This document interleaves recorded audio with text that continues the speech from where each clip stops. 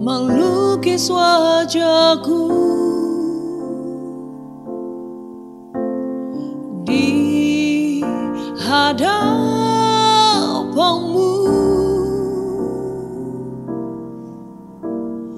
dan mengukir namaku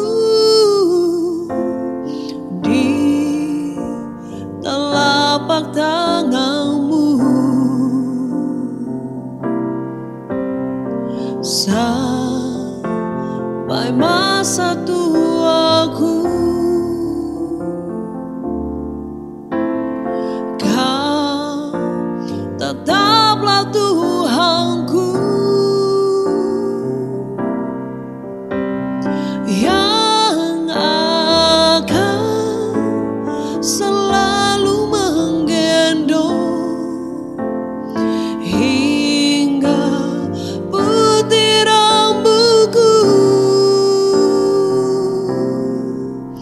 Kemurahan-Mu itu membuatku tertegun. Ku bulatkan hatiku mengikut-Mu.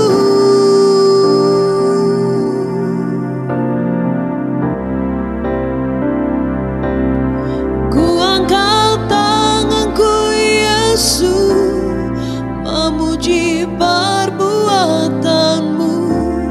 Sungguh tiada terukur kasih setia-Mu. Dalam naungan sayap-Mu ku mau terus menyembah-Mu. Kasih-Mu terukir di lubuk hatiku sampai masa tuaku. Kau tetaplah Tuhanku yang akan selalu menggendong hingga putih rambutku. Kemurahan-Mu itu membuatku tertegun. Ku bulatkan hatiku mengikut-Mu.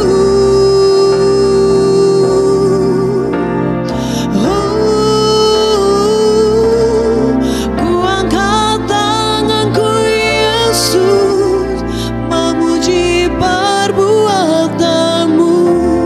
Sungguh tiada terukur kasih setia-Mu. Dalam naungan sayap-Mu ku mau terus menyembah-Mu. Kasih-Mu terukir di lubuk hatiku. Ku angkat tanganku Yesus, memuji perbuatan-Mu.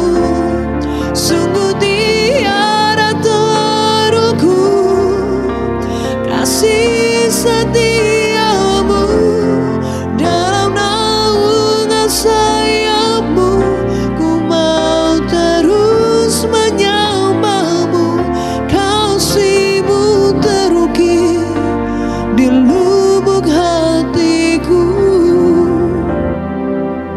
Kasih-Mu terukir di lubuk hatiku. Kasih-Mu terukir di lubuk hatiku.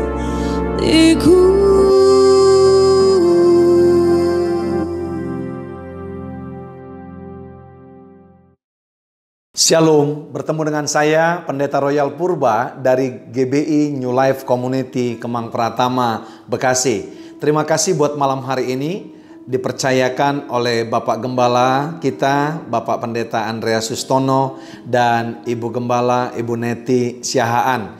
Terima kasih buat para pengerja dan pelayan semua tim di Gereja Kristen Baitani, di mana Anda melayani dan beribadah. Malam hari ini kita belajar bersama-sama di malam pengajaran ini. Dan satu yang pasti, saya tahu benar bagaimana etika seorang pengkhotbah ketika dipercayakan dan diundang ke satu gereja lokal. Maka paling tidak pembicara itu, pengkhotbah tersebut akan membuat menyesuaikan atau mempresisikan saudara yang menjadi tema gereja lokal itu. Saya senang dan saya tertarik dengan tema gereja lokal Bapak Ibu sekalian, yaitu pergi dan menghasilkan buah. Haleluya. Nah, saudaraku yang kasih, di malam pengajaran ini tentunya kita akan mendengarkan dan menyaksikan bagaimana sih current situation hari-hari ini, situasi hari-hari ini yang terjadi di tengah-tengah kekristenan, di tengah-tengah bangsa dan negara, di tengah-tengah komunitas kita, saudaraku yang kekasih. Dan ada hal-hal yang perlu kita bahas untuk nanti endingnya kita menjadi orang yang berbuah. Karena berbuah itu adalah final result. Untuk kita berbuah saudara tentu ada initial proses. Ada begitu banyak orang mau shortcut saudaraku yang kasih.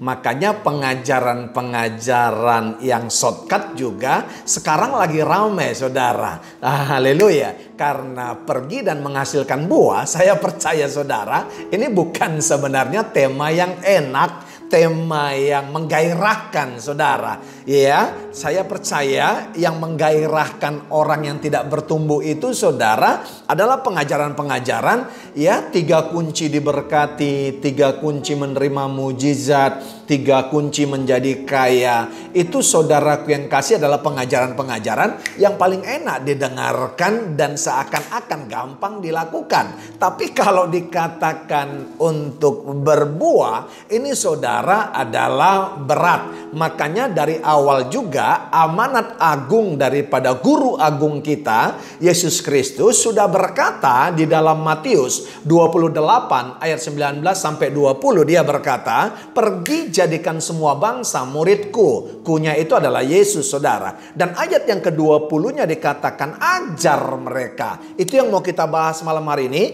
yaitu pengajaran. Sebab itu saya berikan satu judul, The Importance of Preaching. Saudara, pentingnya pengajaran. Haleluya.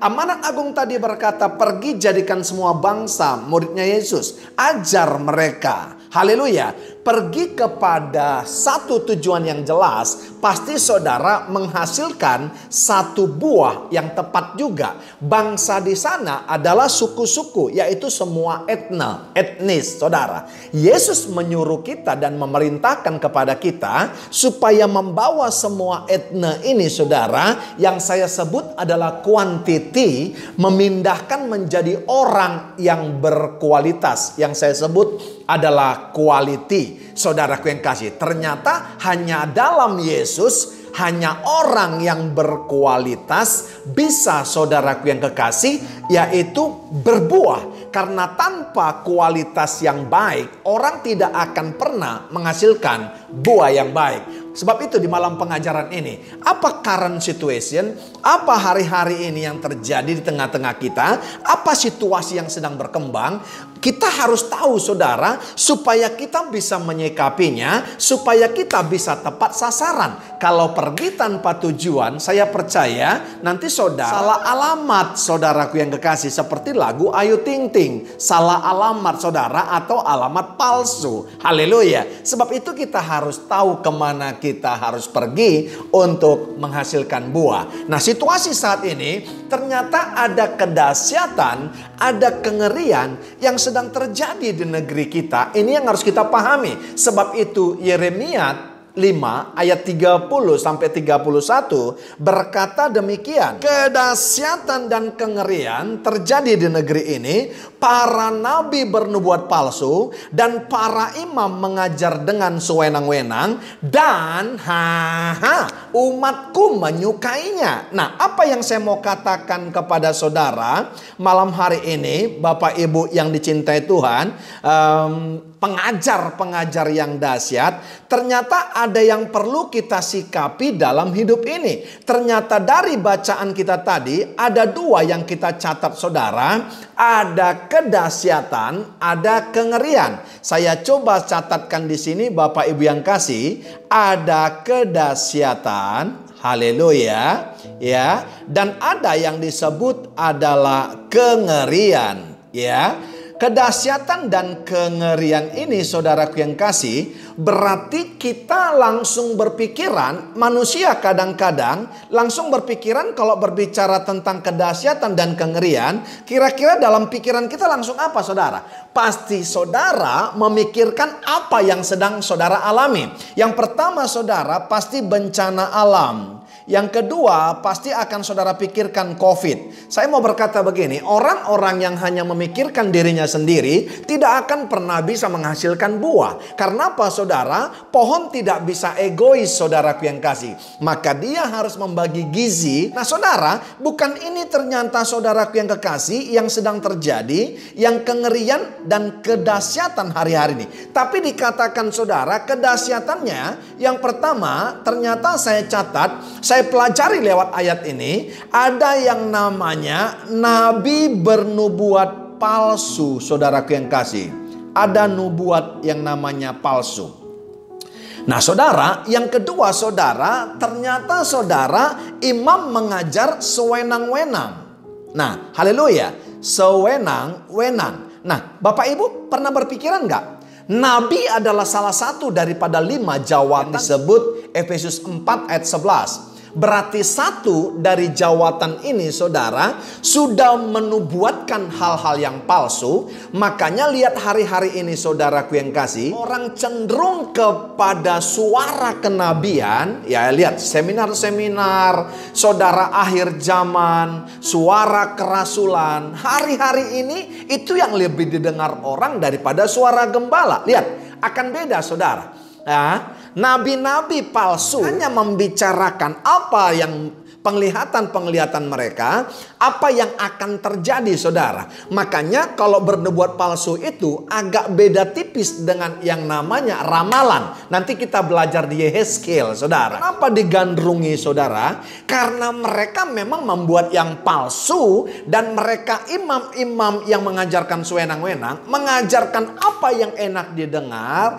dan menina-bobokkan yang namanya jemaat. Hiburan buat orang-orang yang menubuatkan palsu, yang mengajar sewenang-wenang hari ini. Ini penghiburan buat saudara-saudara. Kalau saudara mendengarkan ini bukan urusan saya saudara, engkau bernubuat palsu dan mengajar sewenang-wenang. Tapi yang menyedihkan saya saudara, ada kata kengeriannya. Apa kata kengeriannya saudara? Umat menyukainya. Haleluya. Umat suka saudara dengan nubuatan palsu, dengan pengajaran yang sewenang-wenang. Comot ayat di sana, comot ayat di sini saudaraku yang kasih. Haleluya. Sebab itu saudara, kita belajar malam hari ini, di malam pengajaran ini, Yehezkiel berkata pentingnya pengajaran. Karena apa saudaraku yang kekasih? Ternyata Bapak Ibu untuk menghancurkan satu bangsa, untuk menghancurkan satu komunitas, untuk menghancurkan satu gereja, untuk menghancurkan rumah tangga, untuk menghancurkan saudaraku yang kekasih, orang-orang yang menyebut kerajaan Allah yang ada di tengah-tengah kita, saudara, bukan bencana dan bukan sakit penyakit saja. Kita saudaraku yang kasih buka Yehezkiel 7, saudaraku yang kasih, ayat 26. Firman Tuhan berkata, bencana demi bencana akan datang, kabar demi kabar akan tersiar. Mereka menginginkan suatu penglihatan dari nabi, pengajaran hilang lenyap dari imam, dan nasihat dari tua-tua. Haleluya. Jadi saudara, ada dua yang hilang lewat pembacaan firman ini. Saudara perhatikan, saudaraku yang kasih, ternyata hal-hal yang menghancurkan bangsa saudara bukan saja bencana, bukan saja sakit penyakit, tapi ada dua yang hilang hari-hari ini. Apa saudara? Yang pertama adalah pengajaran, yang kedua saudara tidak ada lagi nasihat-nasihat. Haleluya. Ya, terjemahan yang lain berkata, terjemahan bahasa Indonesia masa kininya berkata, malapetaka dan kabar buruk akan datang terus-menerus. Kamu akan memohon agar para nabi mau meramal, tetapi mereka tidak bisa. Juga para imam tidak punya apa-apa untuk diajarkan untuk umat, dan para pemimpin kehabisan nasihat. Ini yang paling parah, saudaraku yang kasih.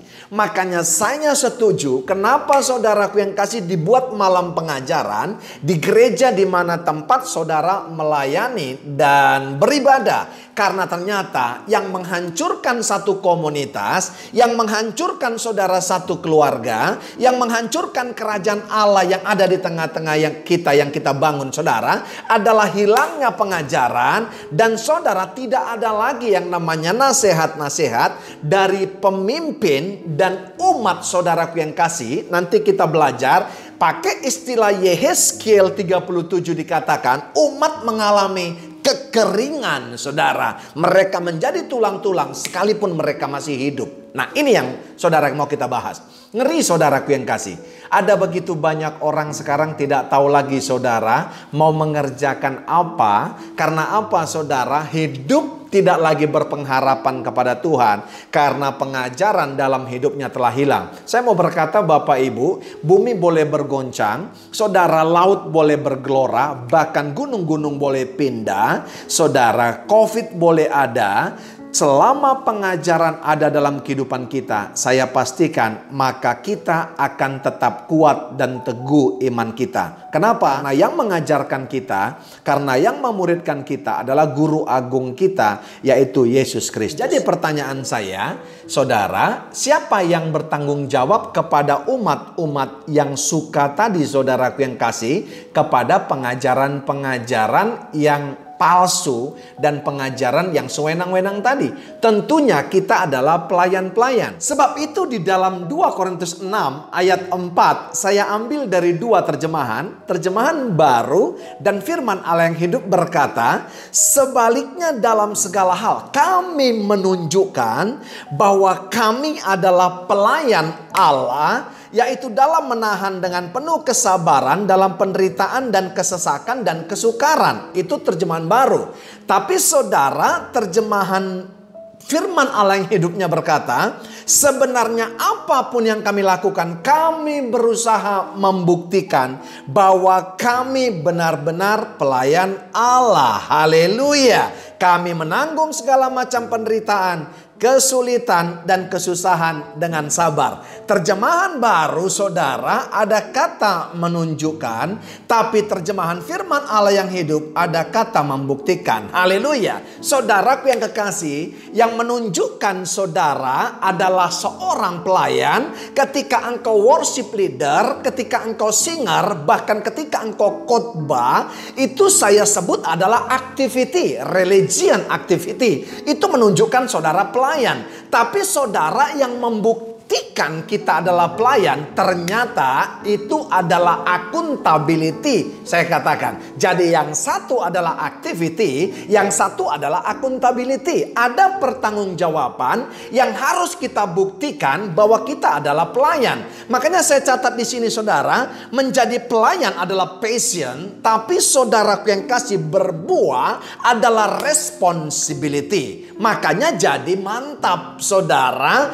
pengajaran pengajaran malam hari ini dan tema yang diusung oleh gembala kita. Sebab apa saudara? Kalau hanya kita melayani, ternyata nabi pun saudara yang bernubuat palsu hari-hari ini sedang melayani. Saudara, imam-imam pun yang mengajar sewenang-wenang sedang melayani. Apa yang membedakan kita saudara? Maliaki 3:18 berkata akan ada perbedaan orang yang beribadah dengan orang yang tidak beribadah. Akan ada perbedaan orang fasik dengan orang benar. Orang yang beribadah saja berbeda, apalagi kita pelayan-pelayan Tuhan. Makanya saya mengatakan saudara, orang-orang yang bisa membuktikan dirinya pelayan adalah orang-orang yang berbuah. Kenapa mereka berbuah saudara? Yang pertama, karena mereka sudah berpindah dari orang kebanyakan yang sekedar bangsa yang adalah kuantiti menjadi murid yang berkualitas. Yang saya sebut adalah quality. Yang kedua, kenapa saudara? Karena mereka saudara adalah orang-orang yang excellent. Apa excellent saudara? Berani saudara, yaitu memberikan yang lebih daripada apa yang diharapkan orang lain. Saya pastikan, halo pelayan-pelayan gereja Kristen Baitani yang dicintai Tuhan, yang mau dipakai Tuhan dalam urapan yang dahsyat. Selama Anda tidak memberikan yang lebih daripada apa yang diharapkan orang lain, hello, maka saya pastikan kita tidak akan pernah menghasilkan buah. Saudara bisa baca buku, saudaraku yang kasih 3 kunci untuk berbuah, 4 kunci untuk diurapi dan menghasilkan buah. Saudara bisa membaca buku yang dahsyat hari-hari ini tentang pemuridan, tentang bagaimana berbuah. Tapi tanpa excellent saudara, maka saudara tidak akan pernah bisa menghasilkan buah. Karena apa? Lawan daripada excellent adalah mediocre, mediocrity. Apa mediocrity saudara? Suam, ragu-ragu, hitung-hitungan saudara, tidak percaya diri, self pity saudaraku yang kasih. Mainnya hanya main saudara, aman saudara. Bahkan saudara kemana-mana bawa kalkulator. Apa yang menguntungkan dia baru dikerjakan. Ketika tidak menguntungkan maka dia tidak akan kerjakan. Itu mediocrity. Hidup dalam kehidupan masa lalu. Hidup saudaraku yang kekasih, pandangannya pandangan masa lalu, bukan pandangan masa depan. Hello pelayan-pelayan Tuhan, saya mau berkata malam pengajaran ini, masa lalu kita tidak pernah bisa kita ubahkan. Makanya ada kata apokatastasis. Kenapa saudara? Masa lalu kita tidak bisa kita ubahkan. Yang kita bisa saudaraku yang kasih rancang, rekonstruksi kembali adalah masa depan kita. Pelayan-pelayan Tuhan, sekali lagi saya katakan, hanya orang yang punya kualitas yang pertama itu yang bisa menghasilkan buah. Yang kedua, hanya pelayan-pelayan yang excellent, yang memberikan lebih daripada apa yang diharapkan orang lain, itu yang bisa menghasilkan buah. Karena apa? Kadang-kadang tawaran kita pelayan, tawaran kita gereja saudara, itu di bawah daripada tawaran dunia. Kenapa dunia saudara lebih tertarik kepada nubuatan palsu, pengajaran imam yang sewenang-wenang? Karena mereka saudara memberikan ekspektasi yang lebih daripada ekspektasi pelayan-pelayan Tuhan hari-hari ini. Kenapa? Karena kebanyakan daripada kita sadar atau tidak, kita menjadi pelayan-pelayan yang mediocrity. Sebab itu Yehezkiel berkata dalam Yehezkiel 37 ayat 11 bahasa Indonesia masa kini, dikatakan begini saudara, ternyata tulang-tulang yang dimaksud di sana adalah lambang bangsa Israel yang pada saat itu tidak punya pengharapan lagi. Makanya mereka kering saudara. Karena apa? Pengajaran hilang dan saudaraku yang kasih nasihat tidak ada. Tidak ada lagi pelayan-pelayan yang excellent, tidak ada lagi role model pelayan-pelayan yang berkualitas, sehingga mereka tidak lihat pengharapan, makanya mereka kering. Kita akan buka Yehezkiel 37 ayat yang ke-11. Saya ambil dari terjemahan bahasa Indonesia masa kini. Allah berkata kepadaku, kepada siapa? Kepada Nabi Yehezkiel yang dipercayakan juga menjadi penjaga. Lihat baik saudara, dia bukan saja nabi saudara yang benar, tapi dia juga penjaga yang namanya umat. Fungsi daripada kita pelayan, engkau saudara bisa dipanggil dalam 5 jawatan saudara, tapi jangan lupa bahwa ada dari 5 jawatan itu, kita harus memiliki spirit yang namanya yang terpenting. Seperti spirit yang dimiliki Yehezkiel, kita menjadi penjaga umat saudaraku yang kasih. Sebab itu dikatakan Allah berkata kepadaku, hai manusia fana. Di terjemahan lain dikatakan hai manusia debu, dikatakan saudara.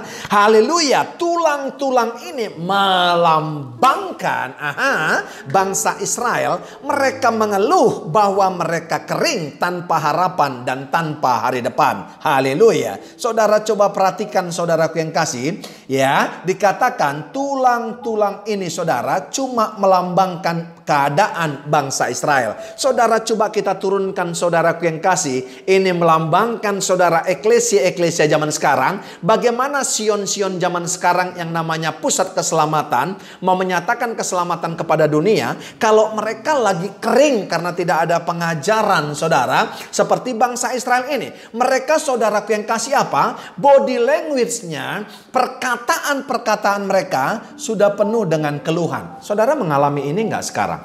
Orang-orang yang Anda layani banyak banget mengeluh. Kenapa saudaraku yang kasih?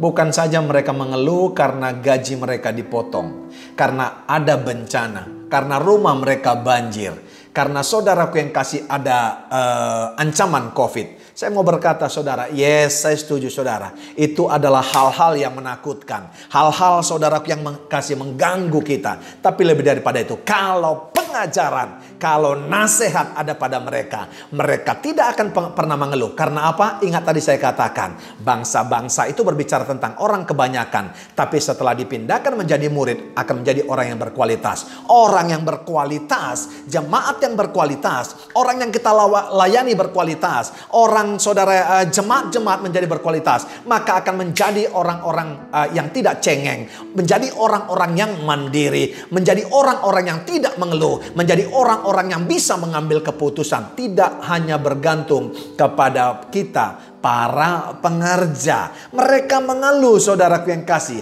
mereka mengalami yang namanya kekeringan. Karena apa saudaraku yang kasih? Mereka kering karena tanpa pengharapan dan tidak lagi melihat hari depan. Dua hal ini saudaraku yang kasih yang menjadi masalah krusial di gereja.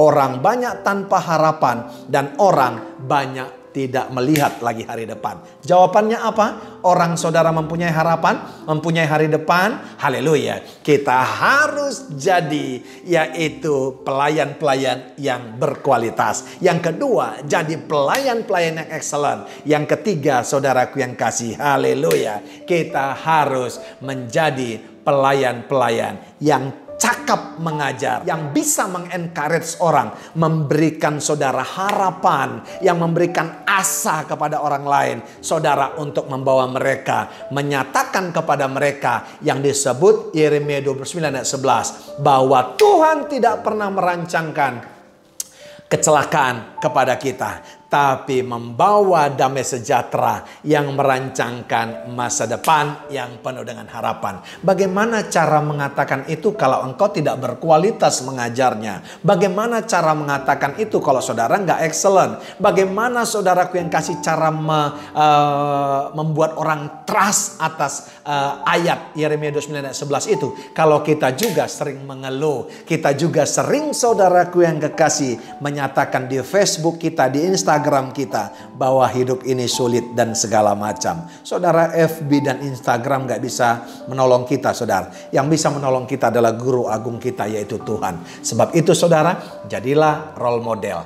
Jadilah pelayan-pelayan yang berkualitas. Jadilah orang-orang yang excellent. Yang ketiga, baiknya kita menjadi pengajar-pengajar yang cakap, yang bisa mempercayakan sesuatu pengajaran kepada orang lain. Karena kita terlebih dahulu sudah mengalaminya dan kita menjadi role model. Haleluya. Kiranya pengajaran malam hari ini bisa membawa kita untuk masuk kepada wawasan yang lebih luas lagi. Haleluya. Bagaimana tentang orang yang berkualitas, bagaimana tentang pelayan yang excellent, bagaimana saudaraku yang kasih kita cakap mengajar, bukan hanya tahu, bukan hanya keren public speakingnya. Begini saudara, public speaking saudara tidak akan pernah bisa menggantikan pewahyuan dan perenungan saudara. Bagaimanapun cakapnya public speaking Anda, tanpa pewahyuan saudaraku yang kasih, Anda tidak akan pernah bisa impartasi nilai-nilai kepada orang lain. Mau tahu 3 hal itu saudaraku yang kasih? Akan kita bahas bulan depan. Haleluya. Mari kita berdoa. Bapa, terima kasih kami sudah mendapatkan pengajaran yang luar biasa malam hari ini. Bapa, dalam kedahsyatan, dalam kengerian ini Tuhan, tolong kami untuk menjadi pelayan-pelayan yang berkualitas, untuk menjadi pelayan-pelayan yang excellent, memberikan apa yang lebih daripada apa yang diharapkan orang lain. Karena dunia pun sedang memberikan pengharapan kepada orang-orang yang ada di dunia ini. Bahkan kami percaya Engkau menjadikan kami pengajar-pengajar yang cakap supaya kami bisa membuat orang percaya tentang janji firman Tuhan, terutama Yeremia 29:11, bahwa rancanganmu tidak pernah rancangan kecelakaan, tapi rancangan yang membawa masa depan yang penuh dengan harapan. Kuatkan kami, berikan pewahyuan, bukan sekedar public speaking kami yang fasih, tapi ada pewahyuan hasil daripada perenungan kami. Tolong kami menghadapi dunia yang semakin tidak pasti ini, karena kami akan percaya bahwa di dalam Tuhan semakin pasti. Nabi-nabi boleh bernubuat palsu, imam boleh mengajar sewenang-wenang. Tapi ketika ada pelayan-pelayan Tuhan yang berkomitmen untuk mengajarkan pengajaran yang benar, untuk umat-umat yang suka kepada pengajaran palsu itu, kami akan bombardir dengan pengajaran-pengajaran yang sehat. Maka nabi-nabi palsu dan pengajaran yang sewenang-wenang itu akan dikalahkan. Karena Tuhan ada di pihak kami. Kuatkan kami untuk menghadapi ini. Berikan kami komitmen supaya kami menjadi pelayan-pelayan yang tangkas dan tough. Dalam nama Tuhan Yesus, hamba sudah menyampaikan selebihnya porsinya Tuhan, kapasitas Tuhan untuk memberikan beban kepada kami, untuk kami pergi dan menghasilkan buah lewat 3 hal tadi. Dalam nama Bapa, Putra dan Roh Kudus, demi nama Tuhan Yesus, berkati Pak Andreas, berkati Bu Neti, berkati penggembalaannya, berkati semua jemaat dan pengerjanya. Haleluya, haleluya, amin. Shalom saudara, terima kasih untuk kepercayaannya. Bertemu kembali dengan saya bulan depan. God bless you all.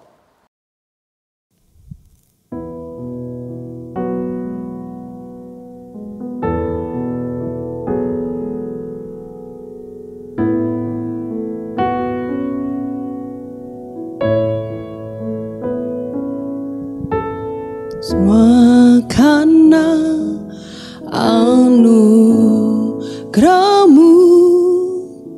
hari ini ada.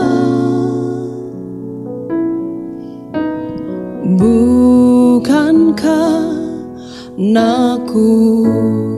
aku namun karena Rohmu ku bawa hatiku, penyembahanku,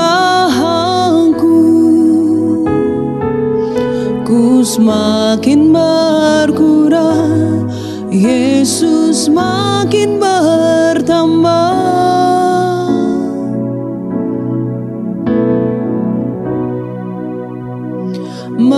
Mengikut Yesus, itulah kesukaan hatiku. Ku lepas semua hakku untuk mengenal kehendaknya di hidupku. Mengiring Yesus, itulah kekuatan hidupku. Ku yakin anugerahnya mampu jadikanku hamba yang berkenan selalu.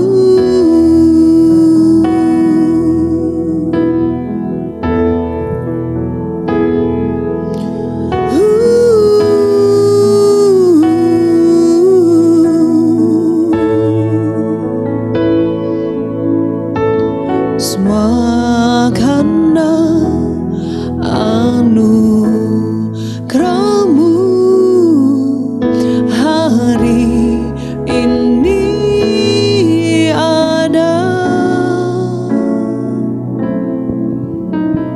Bukankah aku namun karena Roh-Mu ku bawa hatiku, penyembahanku, ku semakin berkurang, Yesus makin